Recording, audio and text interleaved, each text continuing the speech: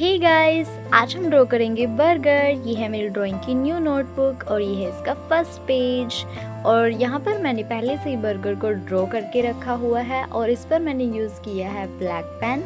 और अब मैं यहाँ पर यूज़ कर रही हूँ अल्कोहल मार्कर्स। तो जैसे जैसे मैं इसमें कलर फिल करूँगी, आप सेम स्टेप्स फॉलो करके सेम ऐसा ही बर्गर ड्रॉ कर सकते हो। अगर आप मेरे चैनल पर नए हो तो प्लीज़ चैनल को सब्सक्राइब कर लीजिए और साथ ही बेल आइकन को प्रेस ज़रूर करें ताकि मैं जब भी न्यू वीडियो अपलोड करूं तो उसकी नोटिफिकेशन आपको सबसे पहले मिले।